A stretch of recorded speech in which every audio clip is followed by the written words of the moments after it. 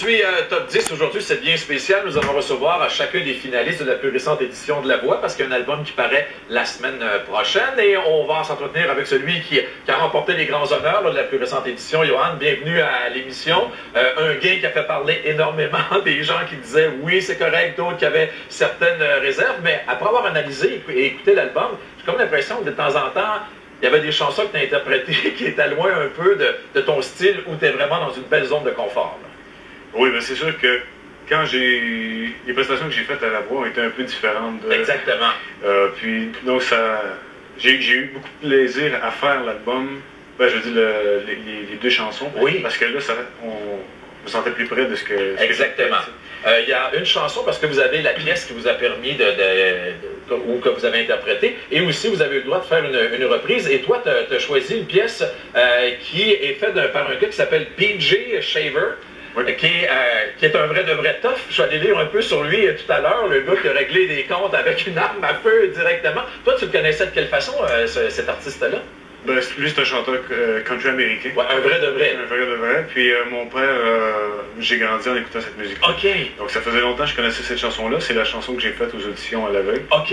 Donc c'est comme ça que je l'ai connue en écoutant jeune. Isabelle Boulay est devenue ton coach. Est-ce que vous aviez de grandes affinités au niveau du country? Parce qu'elle a fait un album qui s'appelait de Retour à la source. Là.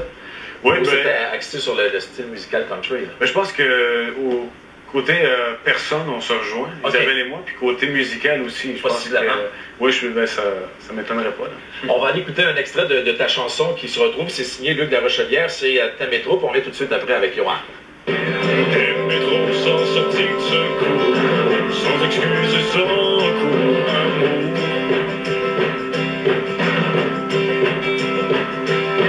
Ta métro à me mettre en laisse, pour la promesse d'une caresse un jour. Quelques semaines après la fin de la tornade, du tourbillon, qu'est-ce que tu retiens de cette belle expérience de La Voix? À part le fait que ça a été vite, là, que tu étais suivi partout par des caméras, là, mais qu'est-ce que ça t'a amené? Ben, je peux dire qu'on m'a initié à beaucoup de choses. OK. Moi, comme j'ai déjà mentionné, ça faisait que 2 ans. Ça fait que 2 ans que je chante, ça va faire bientôt 3 ans. Moi, j'ai jamais expérimenté le côté technique de la musique, donc on m'a initié un peu plus à ça. Ok, tu as une fois dans le studio à faire ta participation. Oui, puis comme René, elle me disait parfois de pas me gêner de pouvoir chanter haut, que j'étais capable de chanter haut. Okay. Donc ça m'a initié à le faire. Maintenant, je m'essaye parfois de chanter un peu plus haut, mais je veux dire, je me dénature pas non plus. As-tu hâte de jouer live un peu? As-tu hâte de chanter devant le public et tout ça? Énormément. Ça, c'est vraiment quelque chose que j'ai hâte. J'ai quelques spectacles, puis ça, j'ai vraiment hâte de commencer ça.